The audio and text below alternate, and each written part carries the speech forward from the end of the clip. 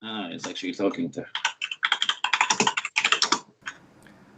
How's it going, everybody? Welcome back for Talking Tech Episode 3. Today we're going to be talking about Hot Chips 2020. I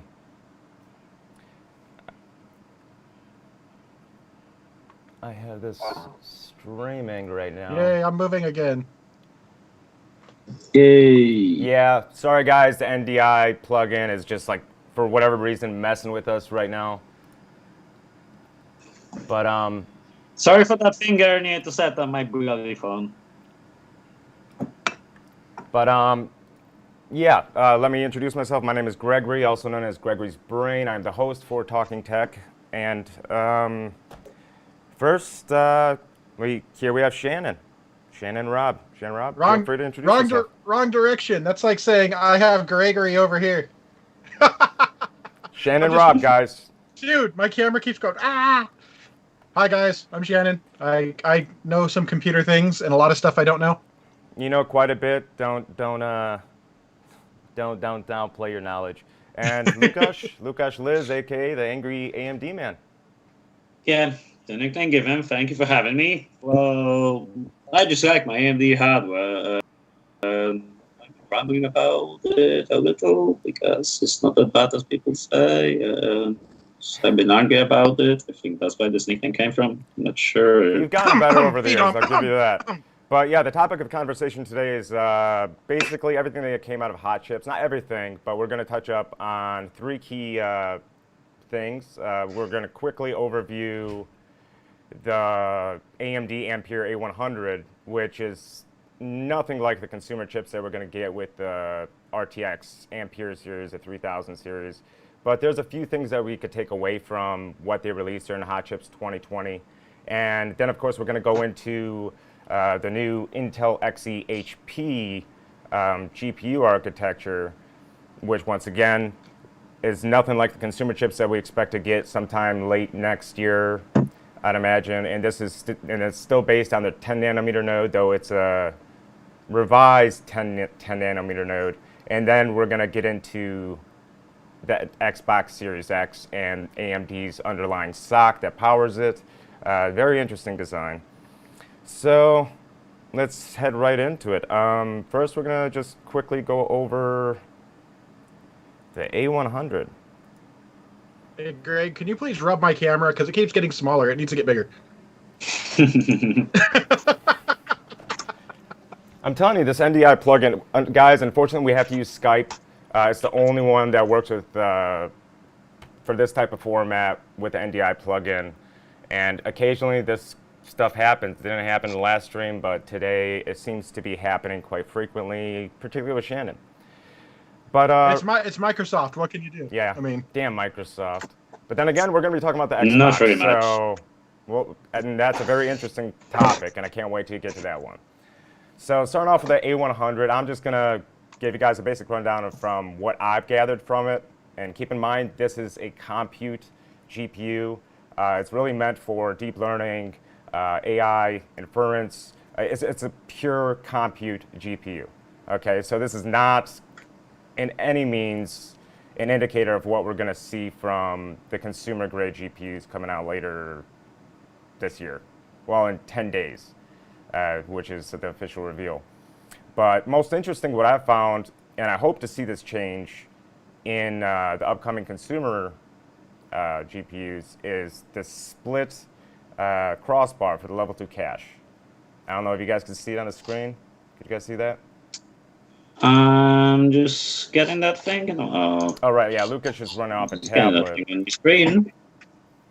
But phone, yeah. So Okay. I'm getting it on my screen. now I think we do need to clarify something because you've said it multiple times, Gregory. You keep saying the AMD Ampere. oh shoot, did I? NVIDIA Yeah, Ampere. like several. I am so sorry, guys. I've had like 8 Red Bulls already, and my mind is just in overdrive at the moment. I'm not even reading. Why are you drinking so much Red or Bull? watching the streams. But I find it very interesting that they did that, and going down into the Q&A, and this is all credit to Nantech because these are where we're pulling these slides from. And of course, due to COVID, Hot Chips 2020 this year, it was all via conference calls. So there wasn't much coverage of it. But when they did address certain things, particularly the crossbar, let me see where it is. Okay, Ian asks, split L2 with crossbar, does this introduce latency variation? They say it doesn't, but it does. It equalizes all of the split areas due to data locality. L2 hits end up with less latency variations. That's a good thing. That's actually far more efficient, and I really hope that we do see it in the consumer line, and I'm pretty sure we will. Yeah. And that will obviously increase IPC in one form or another, just through sheer latency. And guys, I'm not touching up on NVIDIA's Ampere very much, but another large reveal was their updated tensor cores and the way that they're going to be utilizing them. So I'm going to bring up, and they're comparing this to Volta versus Ampere, V100 versus A100. And here we can see the actual efficiency between the two, this Volta being here on the left, Ampere on the right. And it seems like before they were sending the instructions from between the full SM clusters, the TPC, each individual TPC. But now they seem to do it within just a single SM cluster, which would be far more efficient. And of course, they're saying that it's far denser as well. There's considerably more tensor cores, of course. We don't know how many because they didn't release that number. So that should definitely help NVIDIA with their DLSS implementations. As we've seen with DLSS 2.0, it does look pretty darn good. But yeah, what are you guys' thoughts on this? Anything? Go ahead. That's pretty much all they released. I mean, it's a very, very compute-based GPU, but everything else pretty much looks the same. Well, I do like the way that they're splitting things off to basically allow almost for, I don't want to say MCM because then people will basically just bash me for being the wrong type of product, but basically same ideology of breaking things up in order to ensure that if you, as long as the big problem is going to be is if this has any sort of induced latency, that's where you'll see a problem. But I don't think, especially with what this is targeted at, you won't see an issue. However, if they were to transfer something that's like this large GPU for gaming, that would be something that people would be hypersensitive to as far as frame times, how reactive and responsive it is, similar to like a VRM with transient load. If you see big dips or jumps as it's trying to communicate, like for instance, what we saw on the initial Zen and Zen Plus, where when you had a Threadripper chip and any time that you were not a directly memory attached die, you would see a massive intercore latency, basically where it would have to talk through the Infinity Fabric to talk to memory.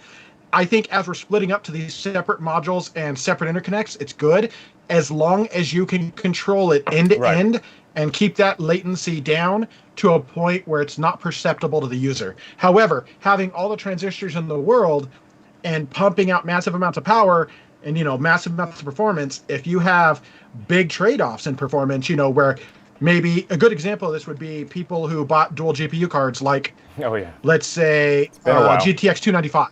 GTX 295, remember the micro stutter? Mm-hmm. Amazing card, fast as hell, but you had that induced latency that just caused it to, kind of, I don't want to say fall on its face, but you lost a lot of positivity around the amazing performance you got. You actually got better performance out of running two GTX 2080s at the time in SLI. It was actually less latency on the SLI bridge than you did on the PCB due to their interconnect between those two GPUs and one single PCB. Well, especially back in the days when it was still like NF200s were viable for that. So you had, you had like the, let's say, 9800 GX2s, GTX 295. Those things had little NF200 chips so that it would basically multiplex out the by 16 to each GPU. And you still had that weird inherent latency that you would see, especially when it was trying to transition between load states. And I'm hoping, especially now that we have, we've seen what, NVLink can do, not necessarily in consumer, but in things like Quadro or professional like Tesla. Yeah. There's a lot of bandwidth that can be used. Yeah, it's insane. But that's an entirely different NVLink comparable to the consumer NVLink. That's an entirely different conversation. I don't want to. Yeah, we're not going to get into that one. But it does. I mean, obviously, you got all of you out there. You have to understand that the A100, albeit being Ampere, does not use ray tracing cores. That's why this SM here does not have, any art ray tracing cores in it. But we have yet to see, the purported rumors that they may actually offload the RT cores onto a separate package and through some sort of interconnect. We'll see come September 1st whether that's true or not. I am not saying it is because we just don't know. We don't have any data on that. And I don't think we. I look here, this A100 block diagram. If NVIDIA really is so true to representing the cores of the blocks, I can really agree here with Shannon about the modularity and all the latency issues. For this A100 processor here, I can see the massive L2 cache. Yeah, that's another big thing. Quick transfer of data, basically, because we know that the caches basically allow the compute units to basically communicate, because at this point with x86, we're talking about the load store architectures, we start the operations on the memory and end up the operations on the memory. We have the fetching the instructions from the memory and writing them back to the memory as read results. So what I see here on the A100, the PCI Express host interference, which definitely will be needed when the bandwidth. We have a gigathread engine with the MIG control, with all the technology NVIDIA have for the controlling that. And what I look here, this modularity of these GPCs we have the TPCs with two similar. It's SMs. I don't know exactly. Well, SM clusters. There's 4 SMs per SM cluster. The actual SM is. Yeah, we have 2 SMs. And this actually gives some really interesting similarities how AMD and Microsoft have showed on the GPUs shown in actual SoC we have in the Xbox Series X, and which also have the dual CPUs. Yeah, that's a very interesting But what I see here, what NVIDIA implemented, they do have this scalability and modularity, which should allow them to use these SMs and rearrange those blocks to create a GPU on the low latencies with higher parallelism, which will be able to actually get this graphic units outputs. But when I look at those SMs, they are really massive. Oh yeah, what? This is interesting architecture, and I'm really interested to see what NVIDIA will show us within the Ampere GPUs. I think they should be shown very soon. But that looking at just A100, what I have here, it looks very interesting. Yeah, and you know what? That's something I called out early on, prior to Turing's initial release. Shannon, I don't know if you recall that. I actually decided to draw out my own SM block diagram. I have it somewhere. I'll pull it up at some point if you guys want to see it. Not today, because it's somewhere on one of these hard drives.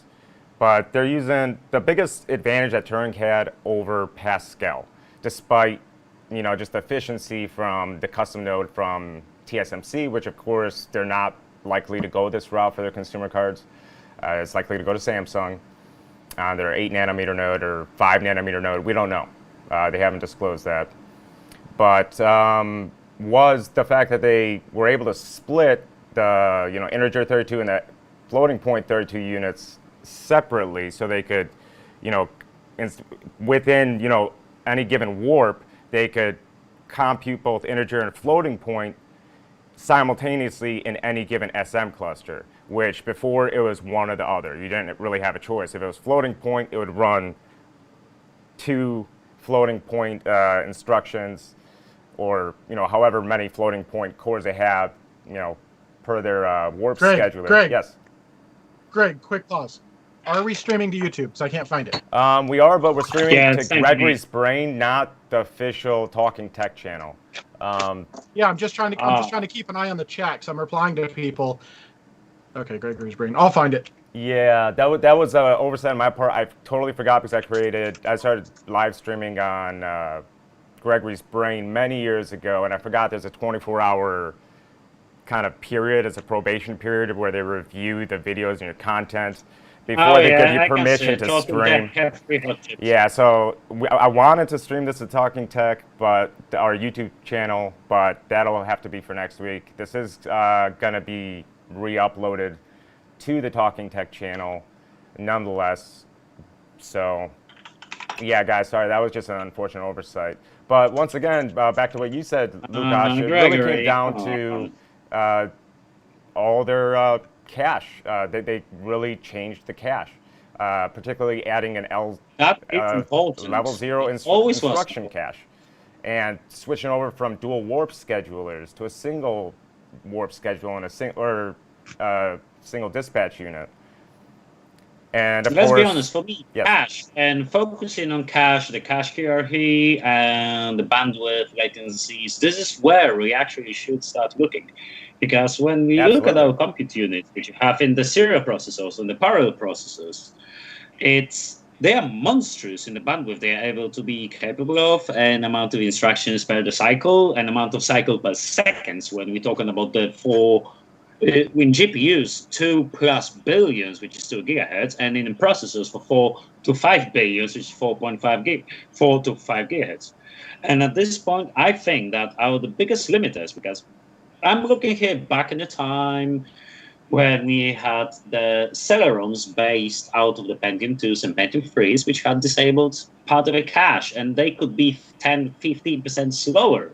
I remember having the Mendocino-based Celeron, which got the 10-15% beating by Pentium 3 at the same frequency.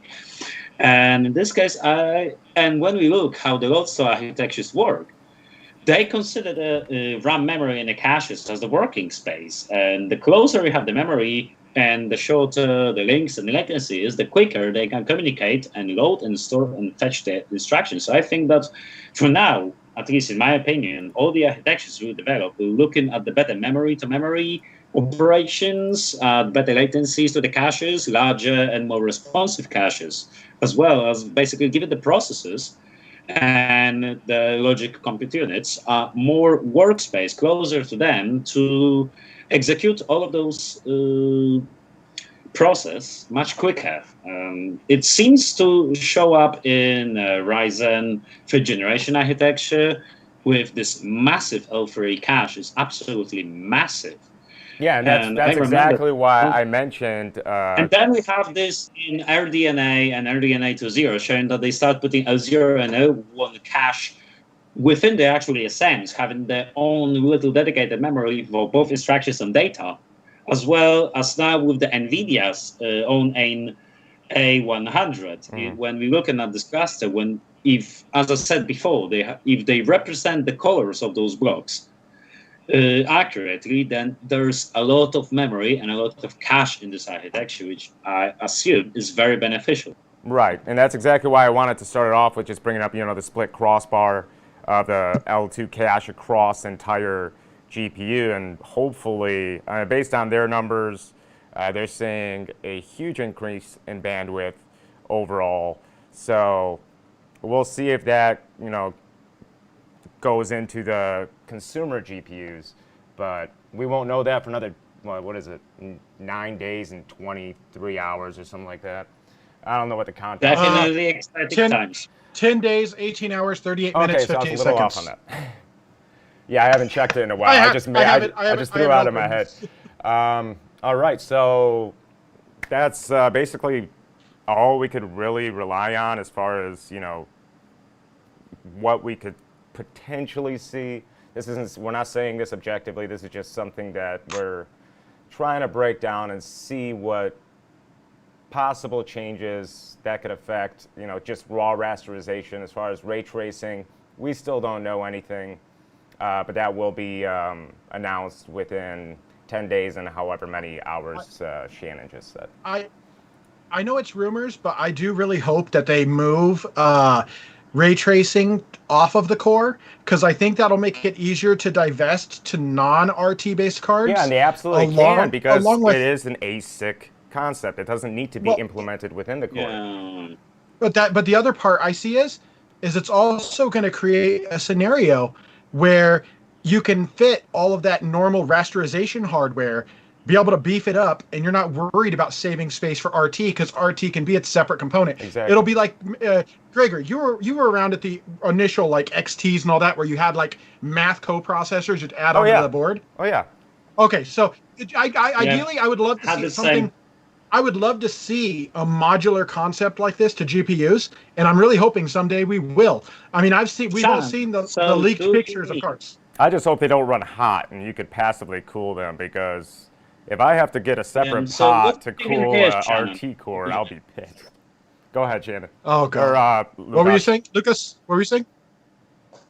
I think we're out of sync by a good 10-5 seconds, what I can see here. So we need to include it, I think. Don't worry about what you see. As long as we can hear each other, it's going to show up on the screen the right way. Yeah. Ah, perfect. Okay, so what were you saying? You were saying something to me? Yeah, about you mentioned something about this modularity. Yes. And it's make this little recall in my mind when you had back in the times of the 80 standards, when the x86 was in its baby states, and we had these 2D cards, basically display adapters, and then you was adding the 3D 3D accelerators like the Voodoo engines. And yeah, I could see it too, basically having the raster processors like we have now, based on the vector math, and then additionally a card which is basically a traversal and bound volume hierarchy coprocessor, which basically do all of that, and they could communicate within each other. And I think there's a massive potential in it, because at the end, they all seems to push into those parallel control data fabric links. So I do see it the same way, that this coprocessors modularity, I think this will be the best approach in my personal opinion. Well, I think we agree. I think we're saying it's a different way. But the other part to this that I really see is PCIe 4. I'm wondering if PCIe 4 is going to give the bandwidth NVIDIA wants to actually ditch a connector for multi-GPU connection. I'm wondering if this is going to be. I'm wondering if it's going to be the proper bandwidth and the proper latency. I still think they will hold on to a separate connector or even a discrete data channel, especially in the server side. But I'm wondering if in consumer side, if they're finally going to take the bridgeless solution within either somewhere across the way of the initial onset of Ampere or somewhere down the line, just because they're going to be able to explore what PCIe 4 can do. Because you have double the signaling rate, and you have. By the way, Greg, did you cut yourself on your arm? Oh no, this was actually I was power washing the skid steer, and I went to go wash myself off because it was full of mud. So I went to go detach the hose. Hold on. You went to wash yourself off with a power washer? No, I went to go detach the hose from the power washer because my legs were just full of mud, my face is full of mud, and I touched the engine. That was like a week ago. I'm pretty sure it's infected, but I just rubbed some dirt on it, literally. Just power wash it. It'll be okay. Yeah. Oh, hell no. It's 3,600 PSI. I'm good. All right, guys, so moving on, we're going to get into the next topic, and hot chips. 2020, that is Intel's new Xe architecture. Now, they did not... where is that bitch? Yeah, they didn't really... I'll send you a link. Yeah, send Łukasz the link if you could. Excuse me. I got it from Anantech, so I have a little here. I keep a couple of bookmarks to be ready. I put it in Skype. Spike. Yeah, that's the exact same link I have. Okay. Yeah, well, essentially, the information that they released is pertaining to their Xe HP line and their HPC line to an extent. And this is also built off their 10 nanometer, what are they calling it? EFC. Super thin. Yeah, it's essentially a plus, but they renamed it. Well, in here, I will need to disagree. Because what we're looking at the previous 10 nanometers, it was absolute bloody disaster. They're trying to go the contact above the active gate instead of the side. And when they was going for the cobalt interlinks, which basically can withstand the higher frequencies because they are very brittle when they go hot. what I heard, not this is at this point what I personally heard, that the current 10 nanometer, which Intel have in the foundries, is absolutely different what they had 2 years ago, and has been absolutely overhauled. And at this point, this node is actually can be very promising. At least this is what hopefully, I especially heard. when it comes down to efficiency, because that was the initial 10 nanometer node was by no means efficient whatsoever. Yeah, the biggest problem with that node was that I will say it openly. The executives in the Intel's board management basically had no idea what they even asked for because they are not engineers, and they demanded such a mad. You're expecting 2.3, 2.7, 2.3 density increase by shrinking the transistor gate width by the just 4 nanometers. This is fucking impossible, mate. And then we have this engineers who's trying to even pull out this thing. And it didn't work because they tried to get for the single dummy gate instead of having the standard double ones. They went from the cobalt interleaves because they can be thinner. Right. Yeah, I think we discussed that actually like a year and a half ago, Shannon, about the cobalt interlink. And at this point, it appears that the 10 nanometer node get absolutely overhauled and actually on a track and improved. And I'm really interested to see what actually they can yield out of it, because from at least what I heard and I looked at, even being AMD man, it does look really promising. Well, it definitely does perform better than their initial 10 nanometer, but I don't really see them using it on a mass scale. Especially, and they've already confirmed that at least in the GPUs, they already confirmed that the consumer GPUs, being the XC HPG, which stands for High Performance Gaming, will be manufactured at a third-party foundry. We're all leaning on Samsung. Once again, we don't know which Samsung node. TSMC is pretty much, they're busy. They have their hands full with Apple, Qualcomm, as well as, of course, AMD on all fronts in their product stack. So it should be interesting. But we do get some sort of an idea of how these things perform and how they'll scale just based off of the HP, the XE-HP GPUs. And of course, the naming scheme between all three of the companies, you got the waves, you have the warps. In this case, I don't know what are they? I don't know what they're referring to them as, but we'll just call them thread dispatch units because they are. But yeah, they don't really get into fine detail about this architecture, but it does look very promising. And it's very similar to NVIDIA's actually, with a NVIDIA's old architecture, Pascal, with the dual dispatch ports, as opposed to having one being able to do either or when it comes to floating point or integer. Of course, this is once again, this is for high performance computing, so this is a prosumer block diagram, but here we have what they're calling XMX, which is basically their version of the Tensor Core. It's going to do matrix executions, which is basically FP16, FMA, you name it. That's what it's going to be doing. But yeah, let's dive into this, guys. You guys have looked at this already, correct? Which one? Not into this one, actually. You haven't looked into the XE HP? Oh, yeah. Yeah. No. I was trying to make sure we're on the same page as far as what we had dove into. Sorry. Yeah. Right now we're talking about the architecture that they've released during Hot Chips. Well, the information regarding that architecture. So they did very high level stuff. I'm not 100% sure. I'm not 100% sure, like, how far you go into the weeds on this, because let's face it, it's going to be their first discrete GPU.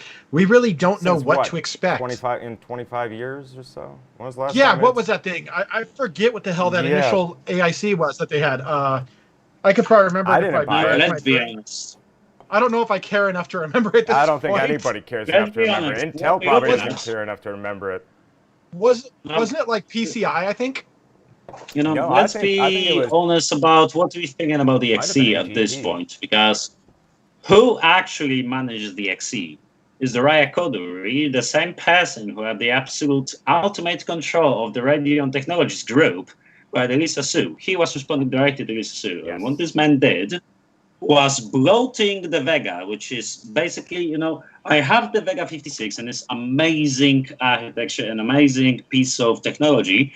But what they trying to market it should be absolute heresy. You know, I have here Yeah, I'm about a to pull that up. machine,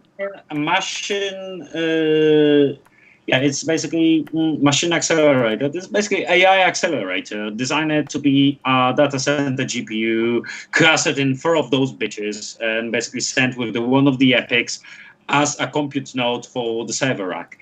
And Raya Koduri was saying per Volta, Raya Koduri basically recycled a Polaris for the 3 bloody years.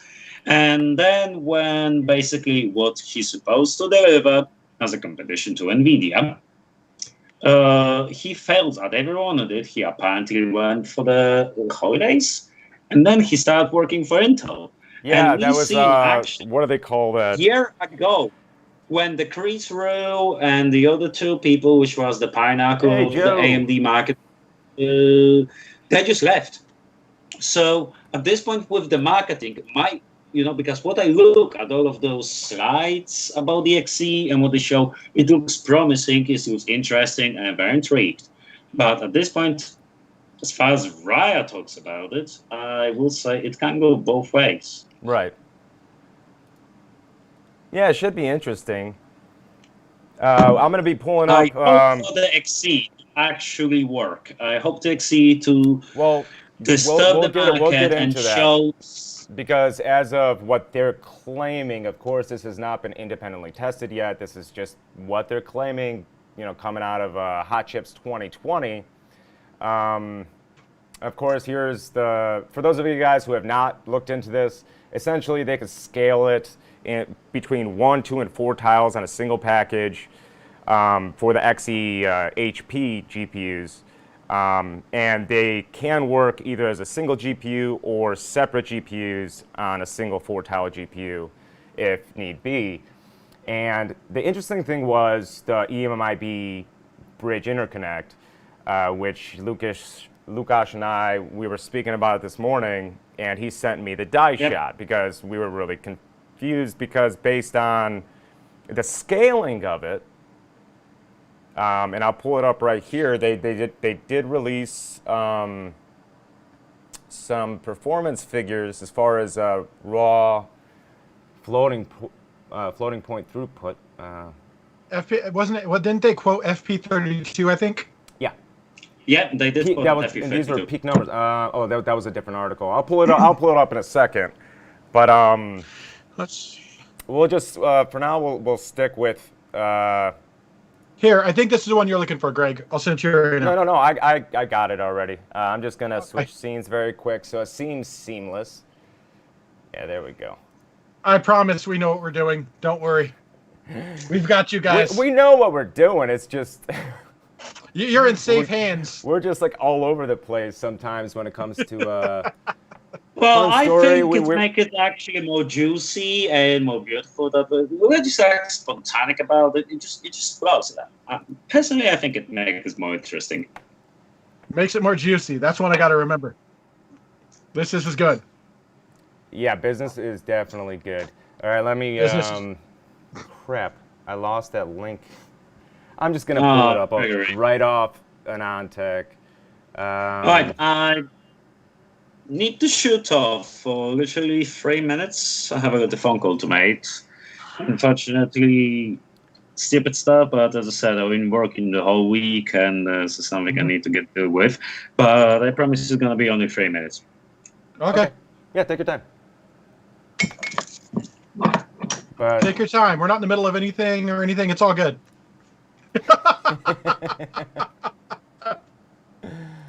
oh God. All right. So yeah, I pulled it up. I'm gonna put it into here. Let me see where I'm gonna put it. I'll put it right here, since we're currently. Is this the right one? This is the wrong one, or right one. I don't know. Hybrid bonding. That just sounds like when you're a swinger. I don't know. It does actually. Hybrid bonding. Hybrid bonding. I just love. I was looking through all the Intel slides from Hot Chips, and I'm just sitting there, and I'm like, hybrid bonding. I'm like, that just sounds so wrong, yet so right. I don't know. Depends. Not saying I'm into that kind of shit, but it's just Hey, just an observation. I don't judge. I don't either. Someone earlier asked me to share that PDF from Micron, which I will not do. John, sorry, not happening. Last time. I saw him do that. I kind of tried to just squash it by just going, hey, here's where we're at, so you could follow along. Because I didn't necessarily want to feed into that. Yeah, we're definitely not going to pull that up again. That was my bad. Not doing that again. I really can't find this damn link. I was looking at it just earlier. But anyway, back to, no,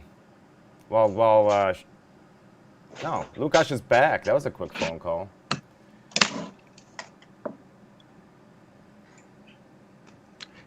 Hey, Łukasz. Here we go. I found it. Hey, you lied to us. That was 3 minutes and 8 seconds. You timed it? No, I didn't time it. Shit, I'm not that. Come on. All right, so I did find the link. I managed to find the link just in time before Łukasz got back here. Oops. What did I just do? Oh.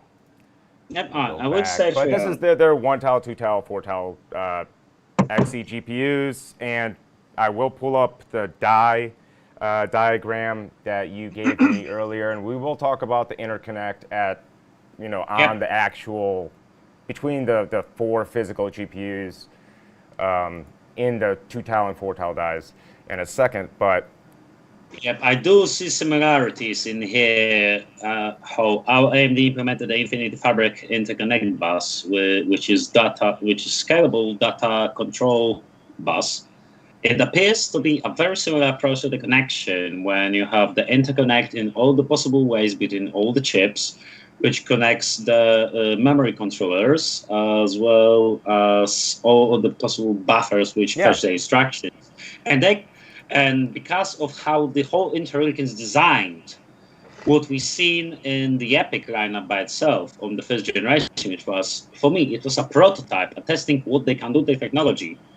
And we could see a 4 Zeppelin dice, which, the thing is, in those EPYC chips, which was 1632 cores, when you're going down to the level of how it is connected, you have the Infinity Fabric in 256-bit bus, connecting between all of 4 in multi-layers, creating the parallel connection between all of 4 of them.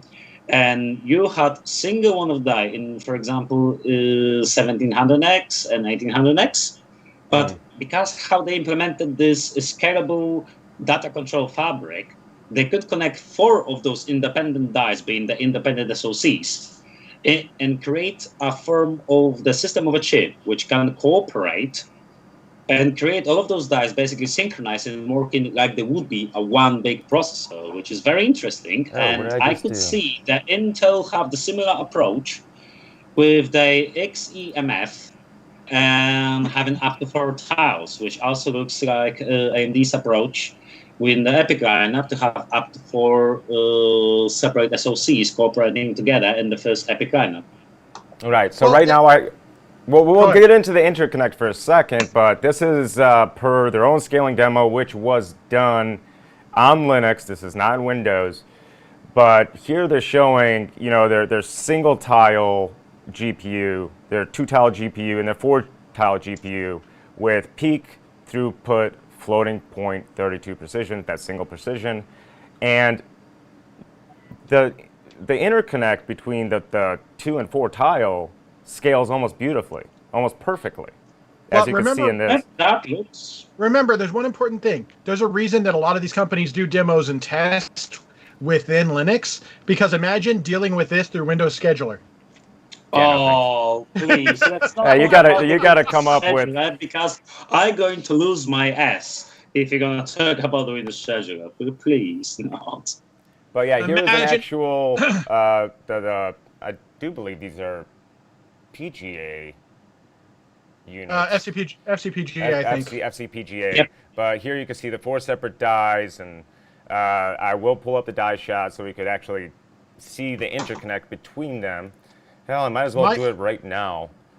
My concern is the same as what we said on the Ampere, which is how is the interconnect? How does it perform? What kind of latency is induced? Is it something they're able to get through? Because remember back when, once again, I'm going to harken back to AMD Hyper Transport. Yes. Remember that? How could you forget? That was a major bottleneck at that point. I do agree. What could do. And this is the I've thing. been early adopter for the AM3 Plus, and I have the little rig here with the Hyper Transport, and really clocking it at 500-600 megahertz really changed a lot. One sec.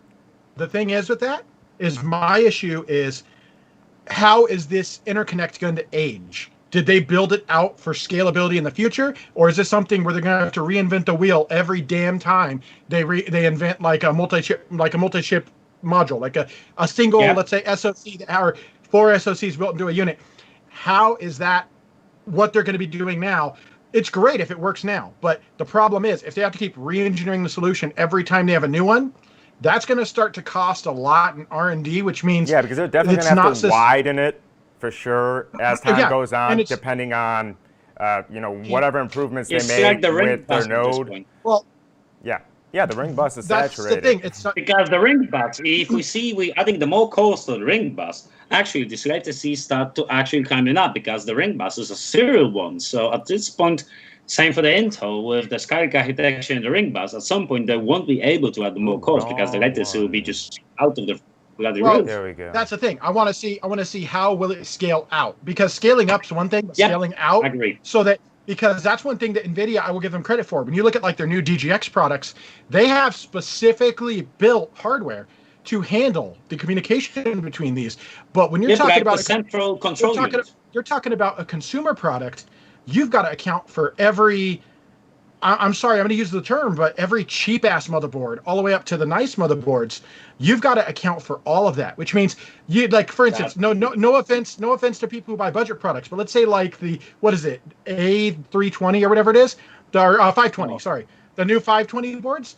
They're actually look like they're going to be very potent boards, but the problem you have is how is that, whether we're talking 4-layer board or something like that, how is that going to affect crosstalk? How's that going to affect overall performance when it comes to signaling? That's the type of things that a lot of people... I will never buy a board that's less than 10 layers, period. But see, Greg, this is the thing. I think the majority of the boards we have sits between the 8 layers. Yeah. Actually, some of the high-end boards now. Board. My X570 Master is 6-layer motherboard, and then we have the Extreme, the best one, which is 8 layers. So that's the thing. I don't think there's any motherboards for the 10 layers. I think the standard now for the high-end motherboards is 6, and we're going for this enthusiast level motherboards, which are going on the extreme motherboards, which going for the server class 8-layer PCBs, which going on the glass fiber, which is also pretty potent in resisting the condensation. So we talk about the pinnacle of the engineering within the integrated circuit boards. Right. But that's the thing. Remember, the more layers you have, the more you can actually separate signaling, because you have certain things that have the vias that go straight through. And that's fine. That's needed for specific components, like, for instance, VRM. Yep. That's a good one. To look also, when we go in, when you have the ground plane separating the signals, we need to also include that when you go in really that deep on the integration. We have so much I/O, so much high performance computing, which need to actually run over high bandwidth. So we have a lot of bits on the bus with it. Or we compensate it like with the PCI Express, which is basically 1 bit, but at the Gen 4 we running at 16 gigahertz. But those things are pretty thick. And at this point on the motherboards, and this is what I agree with you, looking at how it's gonna run, because we're looking at the higher motherboards, which can withstand the higher frequencies and high integrity of the signals, because they actually are very well planned and engineered for it. And we have those cheap motherboards, which basically I've seen it on AM3, on FM2, on AM1, and definitely seen on AM4, especially with the what I called legacy chipset. Well, today it's definitely a legacy chipset, but even for its time, it was kind of a legacy chipset. Which they tried to authorize to run PCIe Gen 4. And I do hear, I'm not sure if you, Shannon, heard about this as well, that there was some internal tests when some of the motherboards literally banned because they couldn't, pretty much those circuits which they had printed on them couldn't stand up to the standards to basically have a twice of the frequency. That was one of the reasons. That was one of the reasons that a lot of people I felt that some of the outrage was unfounded when people flipped out that AMD told some of these board manufacturers, hey, we're disabling it through the new AGISA code. That's because they know that, and that's the thing, a lot of people are just like, oh, they're just trying to get you to buy new stuff. No, in reality, a lot of people, and I understand, it's a skepticism. People automatically think they want to make more money, which granted they do. But at the same time, they're interested in the experience. If you have PCIe 4 working, but it doesn't work stably, or you have video dropout, or your system freezes, there's no point. At that point, you may as well disable it, because I would much rather a board that runs PCIe 3. Maybe you lose a little bit of that bandwidth for your GPU, but at least it runs right. It's like back when, what was it? Was it X79 that they started like patching in PCIe 3? I think it was. I do believe it might have been. I think it might have been. Was the first. And to be honest, me myself, as the angry AMD man being called, I didn't adopt. I stayed on my 9900 FX, basically on my AMD Plus, and it was late 2019. I didn't want it to touch Ryzen and Zen architecture, even if I love the CPU. It would get really hot. But I touched it only when I got the 3rd gen and I got the X570 motherboards. Because that was the time when I finally could look at the motherboard and say, yep, this is not the cost cut. This is not, I don't know if this architecture will adopt, so I got a chip on the motherboard in case I will have a lose in my cells approach. And when I saw that the all-in-board partners start actually considering Zen 2 architecture being something pretty good, and they actually invested this money. Like, for example, I have this X570 Aorus Master. And this motherboard have a full covered motherboard with full covered backplate on the motherboard, which also have a thermal pads on the VRM section. So it also dumps some heat on that. When last time we had the AMD motherboards being that deeply engineered, like this motherboard have a 14 SPS and 12 of them are basically on the processor. I have a Ryzen 5 3600. Driving me nuts. So at this point, I do have a 1 phase on SPS per thread. This is over-engineered, and this shows that was the one where I decided to adopt it, the Zen 2 and AM4, because I seen that when the all-in-board partners put so much money and research and development into it, then I know that this architecture actually is adopting, is promising, and it's worth to invest into it. But actually, I completely agree with you. One thing I want to mention, Greg, is all the way that they've been doing the package scaling and everything with these. I know it's. Are we going back? Are we going back to the XE or the Intel? The Intel. Okay. Yes. There's one thing I really would like to say is, I really do wish that I really hope at some point we can have, and I know this is a far cry and probably never happen because you simply can't have the fast enough interconnect, but I would love if the GPU modules actually looked like what you see on the screen. So literally you could socket in a GPU and you want to upgrade, you don't have to replace the whole damn card. Right. You slot in, because the GPUs have integral memory. So you don't. So literally, you just have the VRM and everything on the card.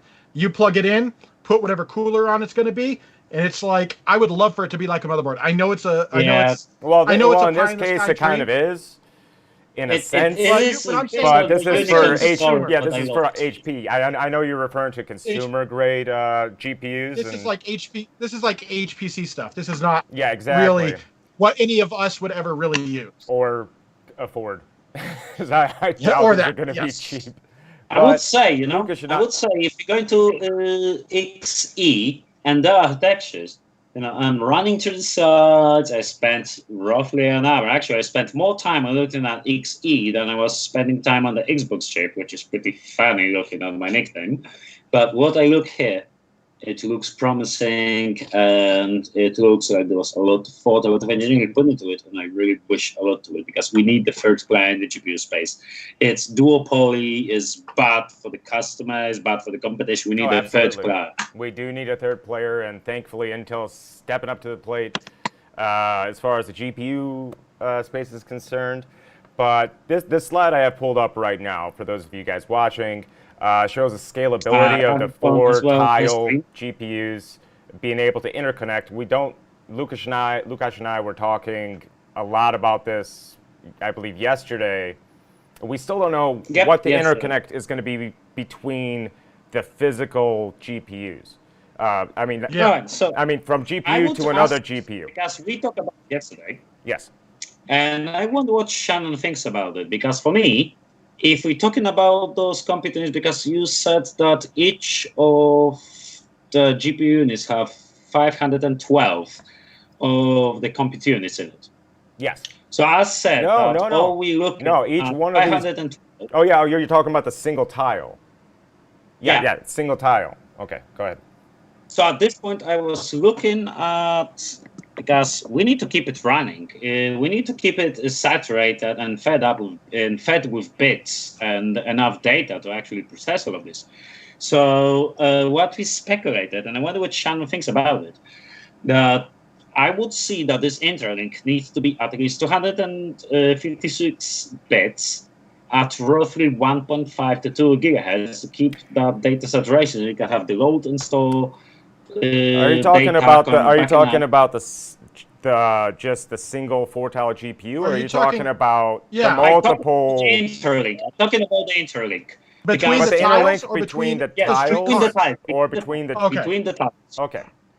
Like, for example, we have the Zen 2 architecture when you have the IO die, and there's the CCDs, the two CCXs, two 4-core complexes, which have the on-clock domains, and we have the L3 and the EFOEPs, which basically transfer the data from the EMC through the Infinity Fabric links to the controller, which spread it and fetch the instructions to particular cores in the CCXs. So in here, what I compared that we have the Zen 2 Infinity Fabric clicking from 1.2 to 1.9 gigahertz, and is 512 bit. Let's actually talk about that, because it's the perfect time for me to pull up that die shot that you sent me. I'm not sure where you got it from. Yeah. Yep. But I'm not going to ask, because it's not my place to ask for, if you got it from a specific source. I'm remembering, it's the old times, but I think actually it came from Anantech or Extreme Tech. It was posted, and I think it came from AMD. I've never seen it. We can take it at some point. So what are we looking at here, Łukasz? But this is basically an first-gen EPYC with the 40 nanometer Zeppelin dies, and this is one of the 2 layers. Yeah, that's actually been out. That's pretty public. Yeah. That what you're looking at right there. That's the original Zen/Zen Plus. This is the first EPYC. Yeah, the 4-die layout, similar to what eventually became like the 2990WX. Yeah, and this is the bottom layer. There's the top layer, and basically mirror it, because you have the same connections, but mirror it between the dies. So there's 2 layers. And this basically shows the scalability of the Infinity Fabric when you have the 4 Zeppelin dice, which are separate SoCs, which can be what I mentioned before, to like 1700X, 1600X, 1800X, 1500X, because we have the binning when we disable the poor cores nuked by the defect density in a foundry when the was fabricating the wafer. But this is the scalability on the Infinity Fabric, which is the first gen, and 4 separate SoCs, which, thanks to this interconnect, could cooperate like there would be a one processor. And this is very similar in what Intel is showing on the XEMF interlink. Show the similar scalability when you have the parallel interlink on the very high bit width, which would be 256 bits. And I actually think for the GPU saturated the 4-tile just fine. 512, 10, 24. 512 to 1024, because we look at the GPUs as the parallel processors, which works most of the times on the 32-bit waves. So you need to have this parallel communication. And I think that in the XEMF, we look at 512 to 10 to 1024 bits bit width on their own interlink, which looks very similar to what AMD have in their EPIC architecture, which at this point in the second generation is 512 bits. Right, and one thing to note as well is how close these tiles are to one another, as opposed to AMD's approach with. It does look the similar.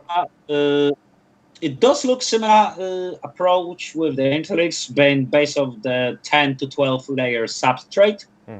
And I assume the latency on the XEMF and having up to 4 tiles will be very similar to what we could see on EPIC. That's what I want to know. Nanoseconds.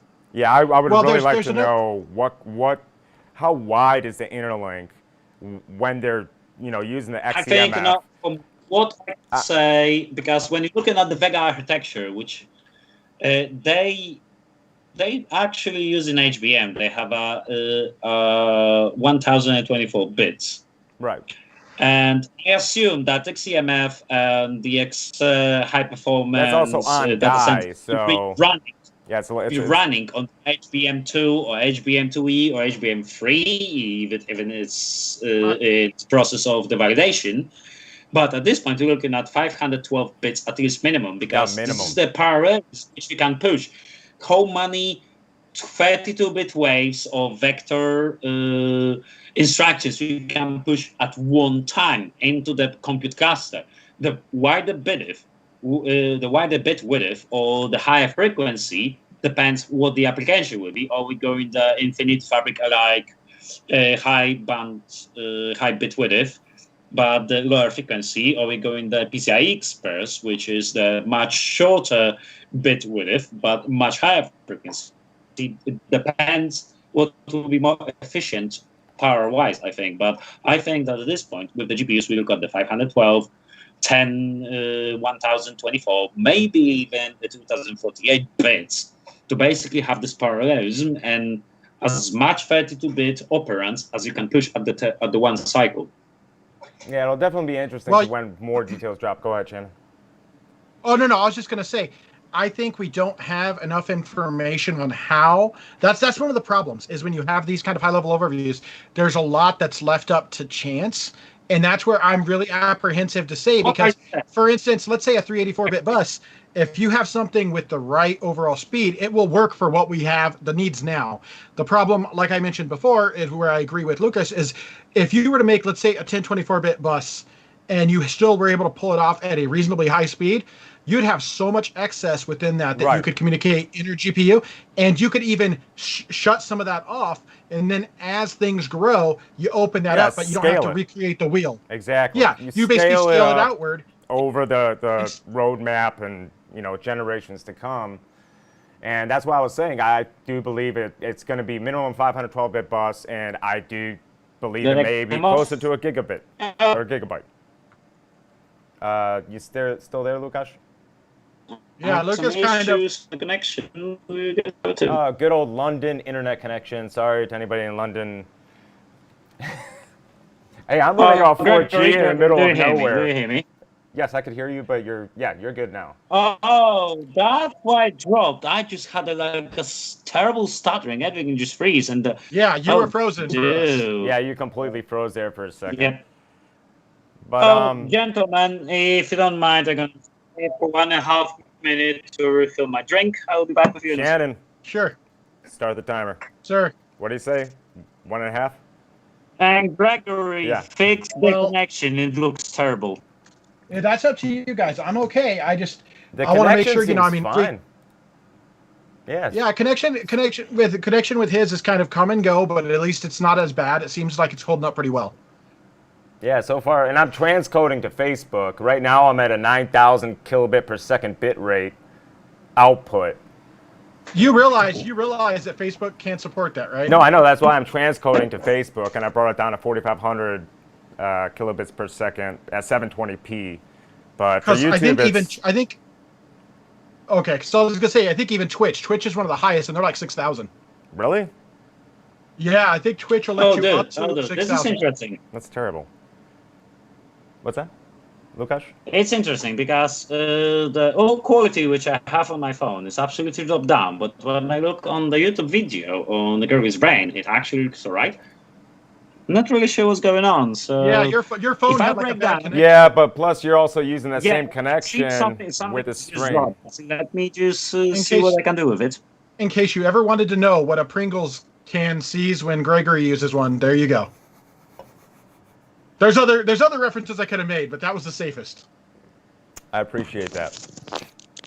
All right, guys, moving on because we're already an hour in. We're an hour and 7 minutes in, and I said in the beginning, you know, when we kind of came back from the 1.5+ plus hiatus, we will never exceed an hour and a half.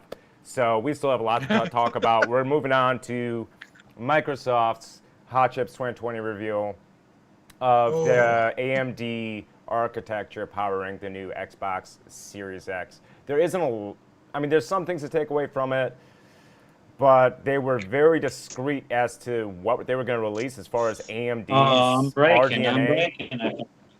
So, yeah, let me go ahead and pull this up. So we'll start with their first slide, which pretty much everybody kind of already knew. They're going to be running Zen 2 cores. In this case, they're saying server class cores. I did read the Q&A. They are locked in at 3.8 gigahertz each. There'll be 8 cores. They're going to be, and we'll look at the SoC in a second. And they do give an actual die shot of the SoC. But there's only so much we can take away from this because there's quite a few pieces of information that they would not release or could not release. But a few things here that I absolutely love. And by the way, the 3.8 gigahertz Zen 2 server class cores are actually using their mobile L3 cache, which is kind of odd, but it's not. You don't need, the actual server cache, the sizes, to power an Xbox. Sorry for that. But sampler feedback streaming, that's great. But of course, DXR, who better than to implement, ray tracing than Microsoft in its Xbox using their own API. So naturally, yes, there's going to be DXR, variable rate shading. That's huge. Okay, and also I'm glad. But one thing I want to bring up is you said they were locked in at 3.8 gigahertz. I am glad to see that because if you remember originally, they had a variable clock to where it could be either more cores enabled at a slightly lower clock speed, like 3.0 or 3.2, right, or like 3.8 at a lesser clock speed. I'm glad they were able to squeeze that out because I had a feeling with that so-called variability, it might inhibit some of those weird spikes you see, where the load transitions might cause problems. I'm glad they locked that in because that could have been seriously kind of a weird problem. Yeah, that's, I believe, why they use the Zen 2 cores, server class CPU cores, because they do produce they're more efficient overall. Let's face it. And of course, mesh shading, that's huge. Of course, with the most recent DirectX 12, what do they call it now? The 12.1 or 12.2 Ultimate? DirectX Ultimate. So, yeah, those are game changers for consoles, and of course this is all Microsoft, so it's based off Direct3D. Over here, blah blah blah blah blah, and NVMe, blah blah blah. There's one thing what I'm looking at. I'm actually concerned when looking at that very point. What's that? There is basically the old concern. Me, as a person who switched 5 years ago to the Radeons, it was one of my biggest concern with them. They limited themselves for only 4 actual larger engines.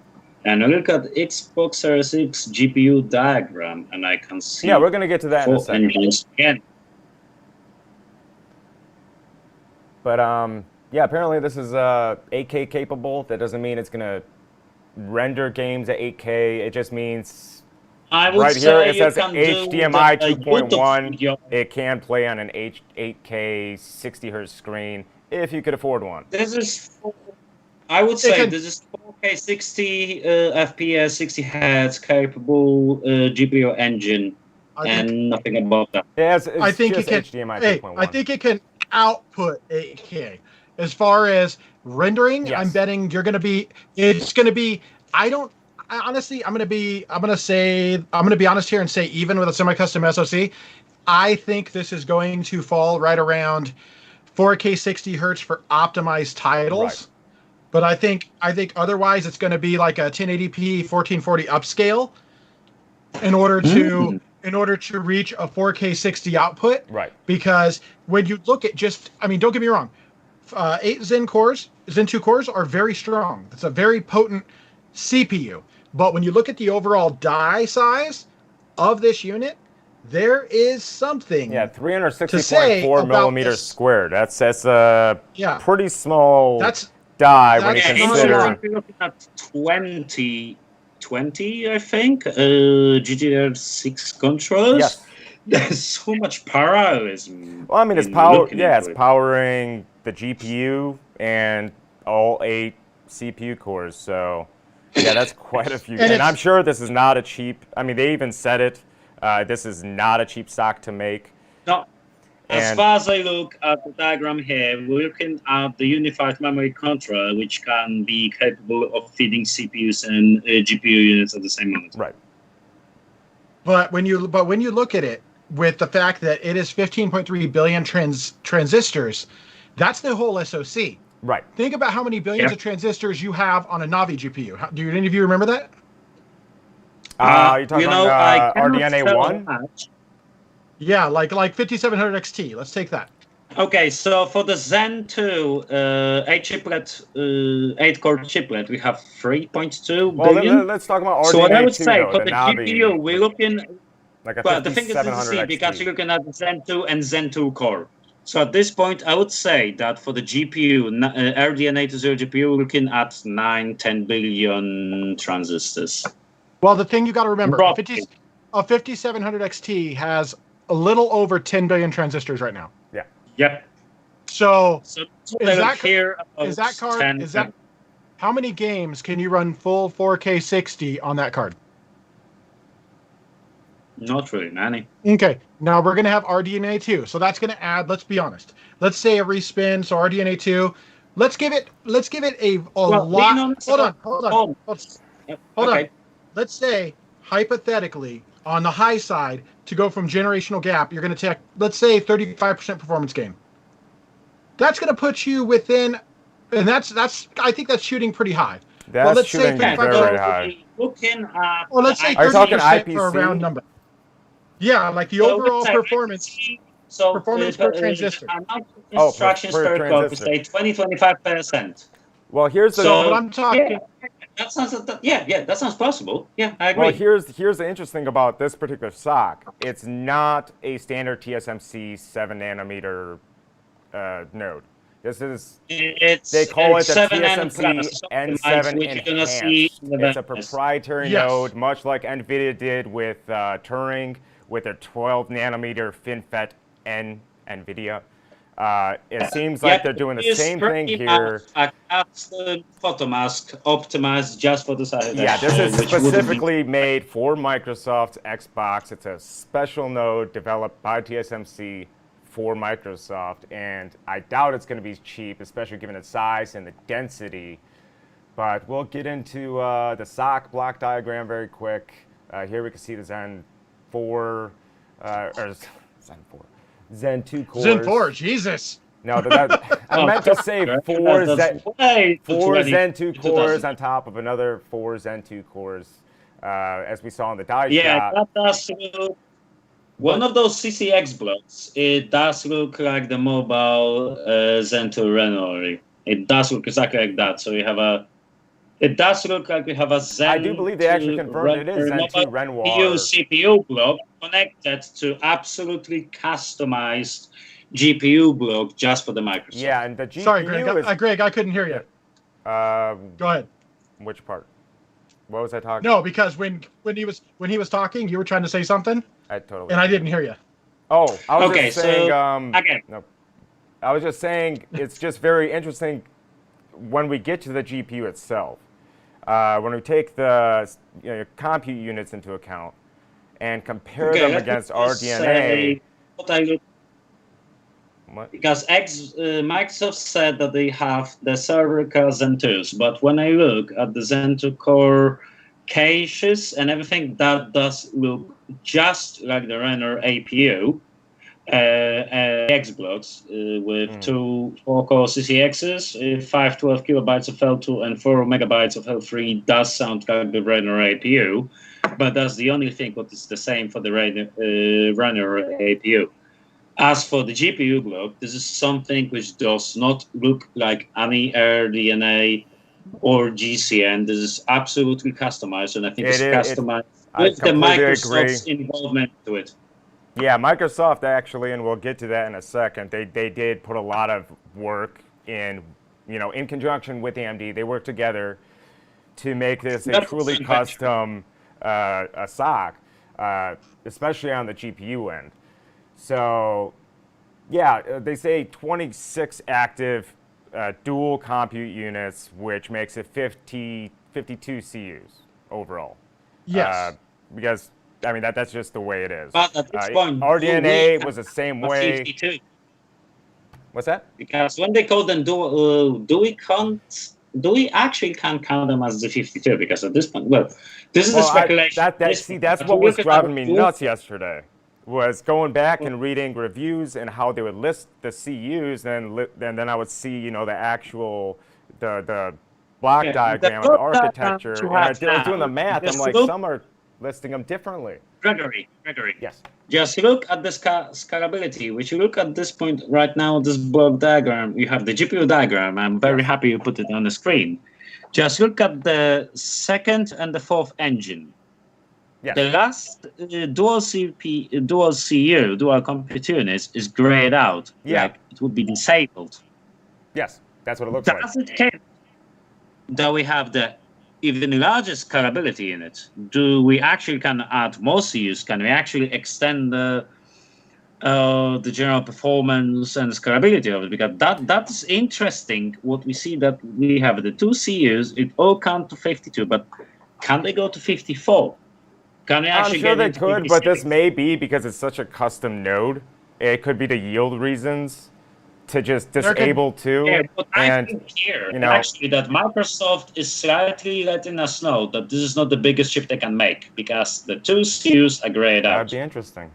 That would be interesting. The thing is, but we've seen it before with the 5600, where they actually actively disabled dual CUs.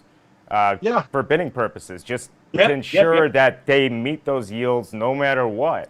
So this could very well be the same case here. Well, I think, Greg, I think we need to pull up the actual breakdown of the GCU itself, because I think it's interesting the way they have the instruction and the scaler, the way it's laid out. Agree. I think that. Go ahead. Yeah, but I think the thing is I understand what Łukasz is saying, but my thing is to enable those 2 DCUs. I don't know how much you'd really gain in performance, because you're talking maybe a 4 to 6% performance bump. And I don't know, that may be something where even they disabled those because they were able to reach their performance metrics, but they were exceeding the power target. Because the other thing you have to remember, this being an AMD semi-custom SoC means it's likely using something like Smart Shift. So it basically moves power between CPU and GPU to stay within their power budget and their thermal budget.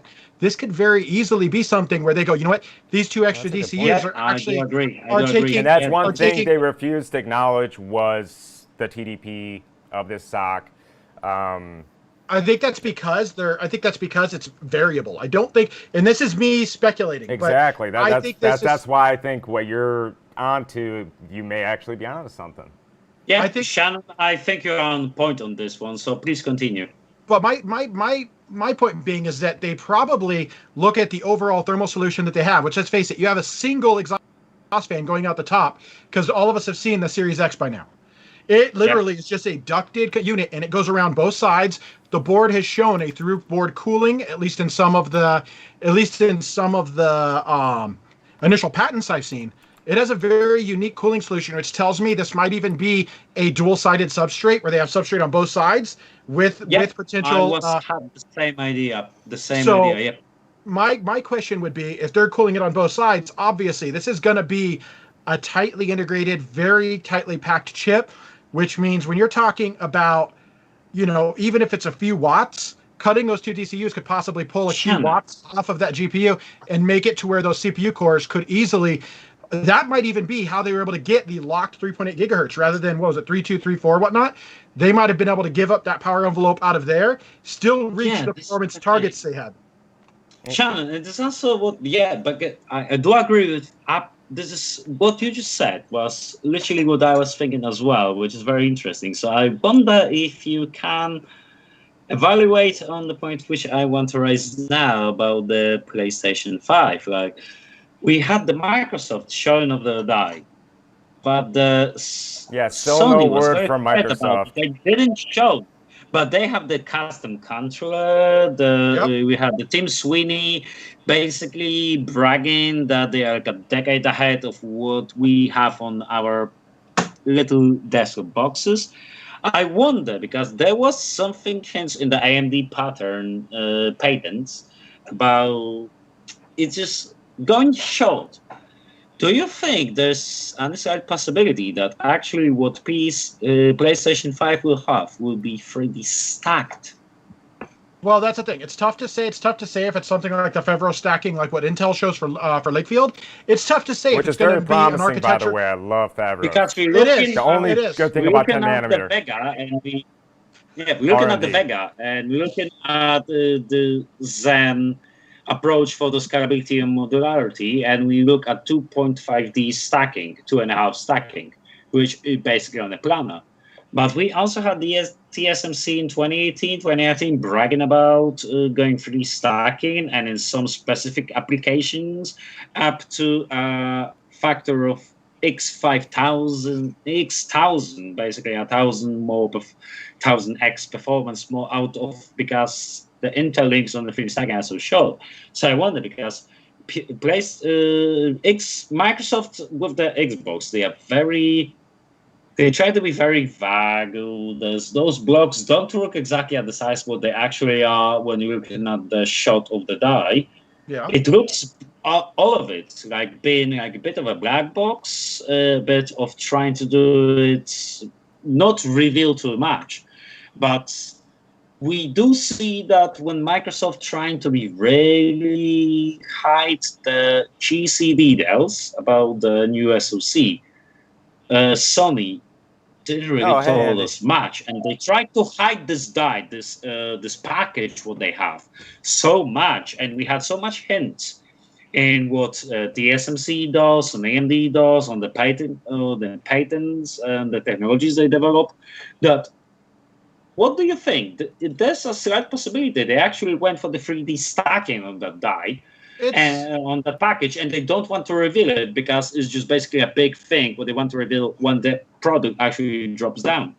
Well, the thing is, when you look at it, that technically some of that's happening already, even in what we're looking at now. There's technically a level of stacking that's happening in like this. But my thing is, I think they're also that we don't want to draw too many parallels to what we see in desktop hardware, because remember, there's a reason this is called a semi-custom SoC. It is built for it's almost like an ASIC. It's built for a very specific purpose. So this is not going to be like tantamount to something we're seeing on consumer PC. This is its own integrated unit. Yeah. It runs its own. I mean, it literally has.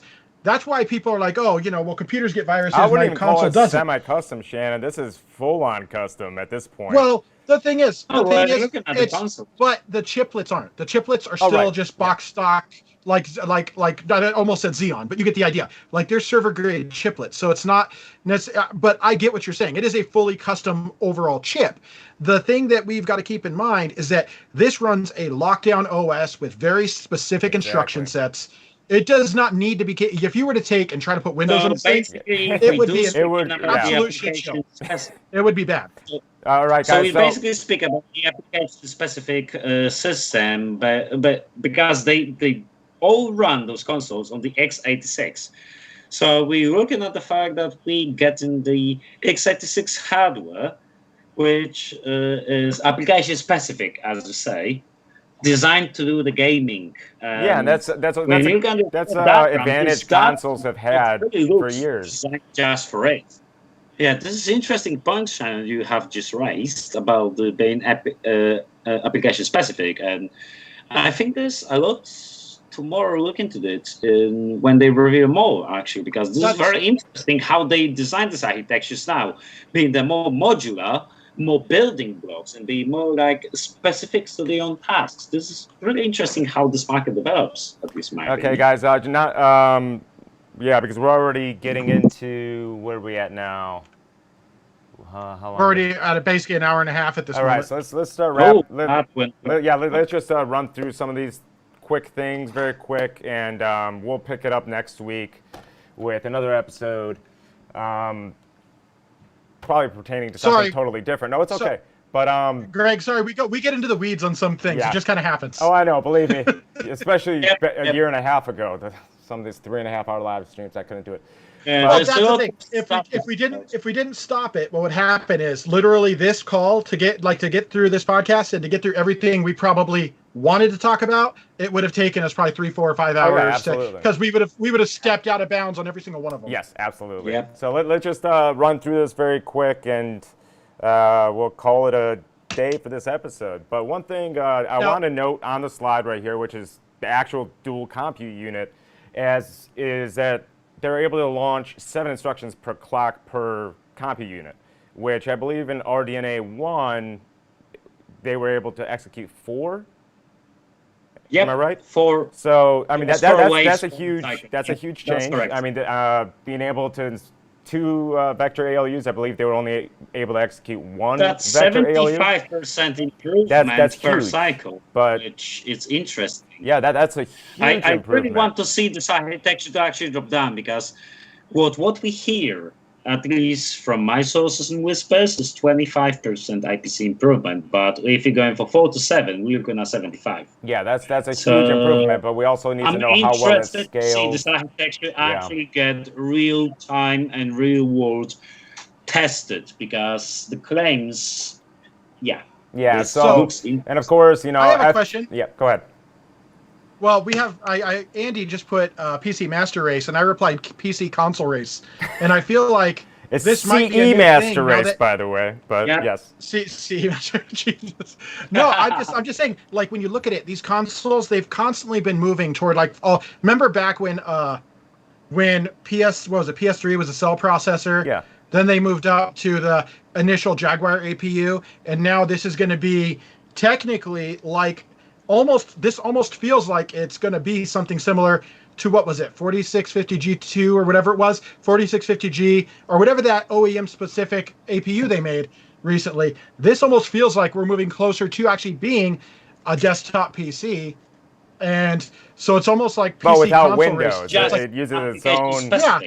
Yeah. Well, that's not necessarily a bad thing. I'm saying Windows that's is not necessarily a detriment. That's a great thing for a console user. You know what I can say as my fan over the consoles? I remember those times when the PlayStation have launched, and back that time, I don't think I was between still being tied to my Amiga stuff and just getting my touch with the x86. But I remember the first PlayStation launching, and previously talking about the video games and the computers, and people didn't want to listen to it. But when you have this Sony PlayStation dropping off, it became such a popular thing. And in my opinion, when we have this PC Master Race dropping on console peasants, in my personal opinion, the gaming computers and what they have now wouldn't evolve to this stage if not actually what the consoles have introduced with the PlayStation 1 and how the hype for the video games started from those dedicated consoles for the gaming, with Sony started, and then we have previously by Nintendo, which unfortunately, not dropping deep into the topic. Happened what happened. We all know what happened. But then we had this Sony PlayStation, and then Microsoft dropped the Xbox, and we're looking at those games which drops on the consoles, but we have the x86 on them, and they are pretty much compatible with the level of detail scalable from the consoles to the high performance desktop. Yeah, which actually makes it even better for PC and gamers. I think that the cons is not the PC computers, PC gaming, which push the envelope, is the consoles which still keeping this trend running. Because most of the people, at least what I noticed, they don't want to build the gaming computers because for them it's too much hassle. But they buying this console, they plug it into TV, they get their little, it's cheap, they plug it into TV, they get this pad, and they just have their games. Bro. But they now, x86. I have a console. I mean, I don't care. I have a PS5 Pro, or PS5 Pro, geez, I wish. PS4 Pro sitting up there, and I play it. Because you know what? There's a time where, PC games are great, but there's times where you're just chilling on your couch. And you know what? Yeah, that's true. There's times where you just pick up a controller and call it a day. I love my PC gaming. I love my strategy games and role-playing games. But there's this moment when you just pop to your mates and you have a couple of beers and other stuff would you like to have with it. And then you all sit on the bloody couch. And then you get the PlayStation or Xbox launch, you all get the pads, up to 4 of you, and you just have this amazing time when you're all playing the game on a split screen or on a simultaneously. And there's no this issue setting up desktop to have multiple VMs so you can play the LAN game together. No, you just plug it in. You just set your TV, you get in your games, you have up to 4 pads, and you're just having a good time, and you don't bother about setting this up. And for me, both the desktop both the desktop computers dedicated for gaming and the consoles have the equal share how this market developed, and I want them both to flourish. Yeah, I think we all do. All right, guys, I hate to change the subject back to the dual compute unit.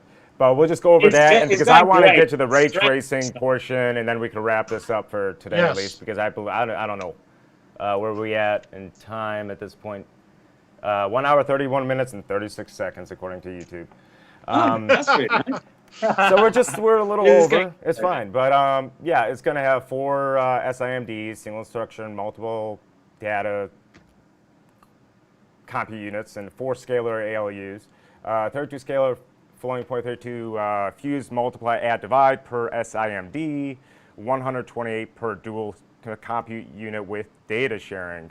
Of course, we already mentioned the 7 instructions per clock per CU, which is going to be huge. 4 texture or ray ops per clock per CU. So we'll see how that's going to go in a second, because I will bring up the slide of their ray tracing implementation, which is more so designed by Microsoft naturally. In conjunction with AMD. But this is where Łukasz, yes. I do hate to cut in, but after we talk about the ray tracing, can we do the one slide after that, the other tricks? I feel like that's something important we should close with. Mesh shading and variable rate shading and all that? Or, no. I don't have that pulled up on my screen right now, but absolutely, yeah. Okay. The machine learning inference stuff is what I want to talk about. Yes, that's very important as well. But of course, this is, I believe you asked this earlier, total per clock. Now they're saying 256 32 bit, which is floating point Yeah, 32. so we're looking at So we're 32, still in a 256 waves per clock, it seems. Yeah, we have 256 32-bit vector operands, which could translate, depends how they implement it on the applications, basically on the software development kit and how they're gonna do it all on the deep farmer level and the scheduling. But that, if that is our representative number, 256 32-bit waves, that's massive. That is massive. That is very massive. All right, now we're going to move on to ray tracing. What you said the slide after did you this, know? Shannon? Yeah, well, go scroll down. You'll see one that says other tricks. Okay, One this more? is actually before. Or one or two more. Because that's VRS. That's VRS. That's going to be huge. Yep. For those of you guys who are not familiar with variable rate shading, I don't think we have time to really get into it today, but that's huge for RDNA to have. No, we're going to stretch it to 5 hours. We're not doing that again. Sampler feedback, streaming, hardware custom, residency filtering, DirectX. By the way, acceleration. There we go. I love that they used Minecraft as their demonstrator for that. Honestly, it looks beautiful. It's really good, actually. It does. It's really good. I've never That's why played I'm Minecraft, serious. When I say but I enjoy love watching the ray tracing video. They use what? Full-blown global illumination? Yeah, they use ray trace reflections. They use ray traced GI, I believe. You know, this is the thing which blows my mind. They have both of them at once. Well, but you got to remember, it's a very simple engine, and don't forget, this is not the Java game. This is only Redstone. This is the Windows-based version. Yeah. Yeah, it looks beautiful. But as far as the actual DirectX ray tracing acceleration being the hardware acceleration for ray tracing. Did you notice on this, just to add, on this DirectX ray tracing acceleration, when you look at the left side slide and the right side slide, I think they put in ray tracing on, but they're not telling about the one more thing which is actually happening on the screen. Because look at the tiles on the floor, comparing to the left screen and the right screen. On this economical upgrade, to touch rhetoric, blah blah blah. But when you look at the right side on the shading, we do actually have into this, at least in my own opinion, when I look at it, at this resolution, we do have also a pretty advanced tessellation and bump mapping, which give us because when you look at the left side, it's flat bloody texture. But that could also help they have to implement be assisted by variable rate shading and especially mesh shading. That could also be a huge factor. We don't know if they had it You're off. looking at the left side and you're looking at the right side. You have all of those breaks on the left side with this flat texture. Yeah. And they look at the right side.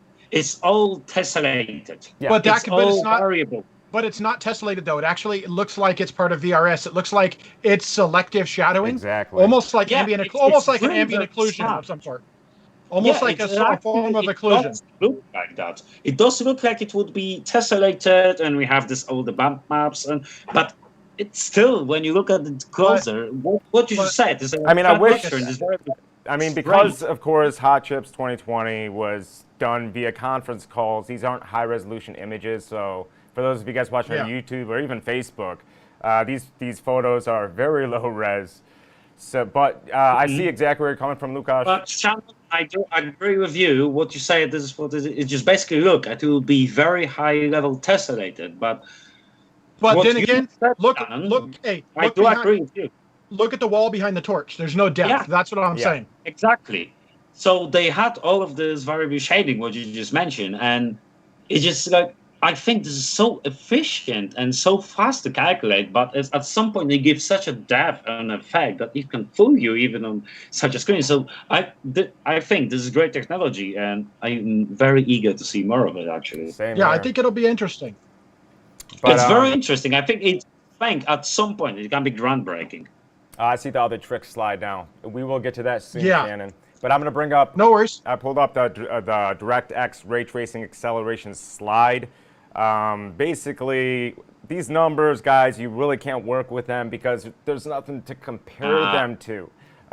So far, you know, with NVIDIA's Turing, they have their own form of measurements in gigaarrays. We don't know what that means. But I honestly don't. Does anybody know what that means? I don't. But yeah, they're posting their numbers here. Hopefully, there will become a standard for you know, some form of standard to measure you know, peak ray tracing performance at some point. But yeah, of course, here they mention that the shader will run in parallel with a BVH traversal, which is actually beautiful. Because, I mean, if they were not to run in parallel, then that would really cause a lot of stalls in the pipeline. When the double CU kicks in, because we're looking at how Crytek executed the Neo. And this is basically the ASIC compute and FP16. And we can look at how our DNA looks, and we can look at both the vector and the scalar units. And I assume that the scalar units are basically capable of the bound volume hierarchy traversal. And that's why they can run them in parallel, because in each of the WCUs, they have one scalar unit and one vector unit. Right. Yeah, and it's a beautiful concept, and it should run extremely efficiently. Sorry, guys, my glasses are extremely dirty. That's something I didn't clean for my stream, so I can't see anything. And I have a 40-inch screen here and a 35-inch ultra-wide here. I don't see a damn thing. Okay, minor area cost of 3 to 10 times acceleration. Okay, Łukasz, I will come back to this. I just want to mention one thing, if I could find it. Minor area cost 3 to 10. No idea what they. Yeah, I don't know. I don't really know what that means. But as far as cost, this is something I should have actually started with. I think they're talking about performance costs. I hope so. I think they're talking about total performance hit you'll take by doing X, Y, or Z. In other words, it's probably a lot lighter than the initial RTX implementation we saw, simply because it's going to be a simpler mapping for the for DXR versus the hard baked in like RTX that we've seen, like especially like at launch on BF5. I feel like that there is I feel like there's a lot more optimization at this point, being that it's a direct DXR or DirectX Ultimate implementation. Yeah, that sounds reasonable. Yeah, I agree.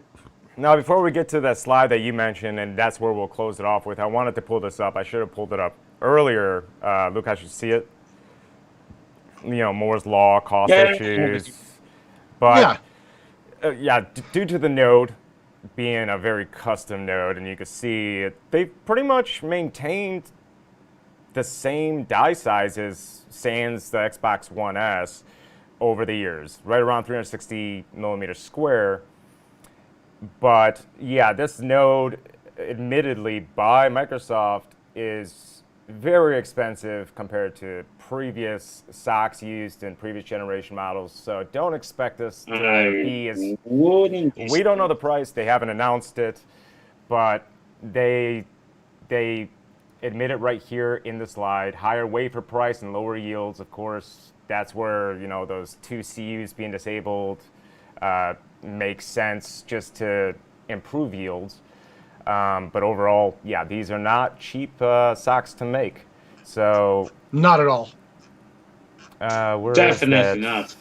That's why what I was saying back when I had back on AMD groups, a little charge with the AMD fanboys about that AMD is not doing this NVIDIA Core and stuff. But when you're looking at the chip, which is half size of the TU1 104, but pretty much matching its performance, and if you're looking at the AMD for the first time when they released the GPUs, which they market even more than the previous ones, they had roughly the half of the size of the silicon that they had with Vega and Polaris. It's almost like they would want to make the bigger GPU, but it's just too expensive to make. Well, it also just doesn't. Well, you got to remember, bigger GPU means more surface area you're going to be cooling, means more cooling overall because you're going to be pushing more transistors. That's just the reality. As the much more advanced PCB with the much more robust That's why. voltage regulators. So, which basically That's- makes the whole GPU more expensive to make. That's why, as a PM, while you would love to make the biggest, baddest ass thing possible, a lot of times you work within the power budgets, the thermal budgets you're given, and that's why we see something like this. It's highly integrated, it's highly specialized, specifically for its use case, and sometimes you get those little nicks off where they go, you know what? We can give more budget or more headroom, whether it be power or thermal, to the CPU dies by cutting these the two DCUs without a problem. Now, this slide, the reason I want to touch on this slide, Greg, is because it brought up something very important: resolution scaling. Yes. Which hints to my mind DLSS style stuff. Yeah, the ML inference acceleration for games, and so therefore, 3 to 10 times improvement. Imagine if they're rendering out a 1080p frame, but using the machine learning or the deep learning to basically artificially enhance it up to be a 4K 60 output. It's literally the concept behind DLSS. It almost looked like they took the little idea which Sapphire had with the Trix boost, but actually enhanced on it.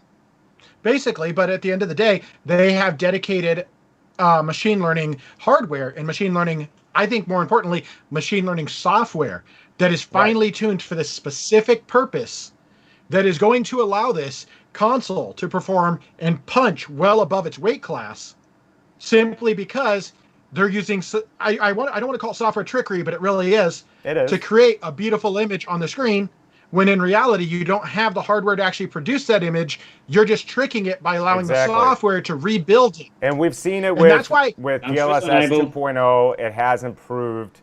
And honestly, I've tried it on a 4K monitor, DLSS 2.0, and I don't even remember what game it was. But the reason that they need these 8 cores, and this is why I wanted to bring this up. Look at the second major bullet point. They're running 2 independent VMs. Yeah, I did notice that. So they're running one because they can run technically 2 different DirectX API levels, and they can have these separate VMs. One is running the system OS, completely separate from your game. So therefore, your system OS is running on a completely different layer of software than what your game can be running on. Which means your hardware, your high-end GPU, I call it high-end, but high-end for console GPU, is actually rendering out everything on the game and not wasting precious performance whatsoever on that OS level. It'll just sit in the background idle once you boot up the game. Something which we do have on the desktops when we need to run those windows on the baseline to even launch our games. But in here, they can just basically create those 2 dedicated ones. But that's also, instances, guys, one basically focus just on gaming, which I might actually buy a console. But guys, now keep in mind, there's a reason these dual virtualized units are running. Is I'm sure you guys have seen some of the demos where you go back to the OS, you're doing other stuff, then you can instantly jump right back into the game. The reason is because that game is technically a VM at pause state.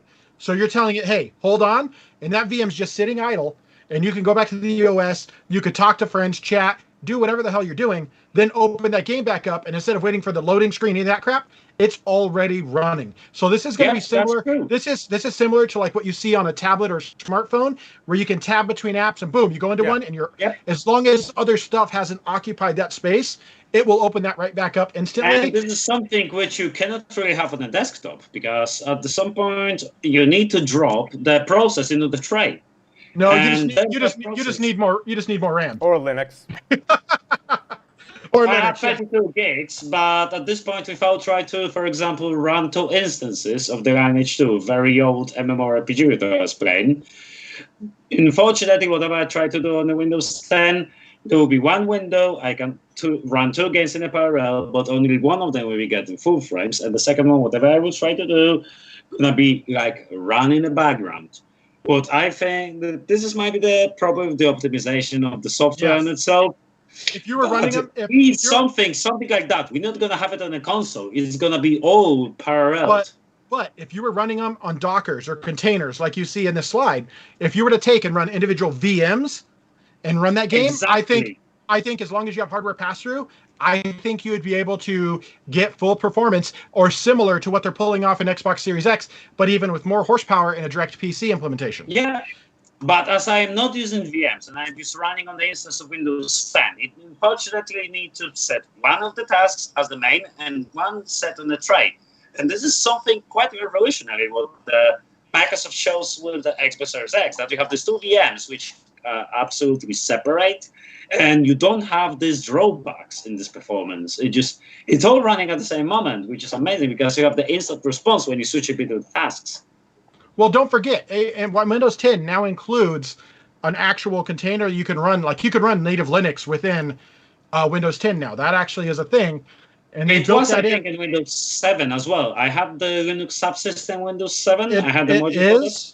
It is, but it's far more seamless now. And I think the reason that's actually happening is because of the development of this console.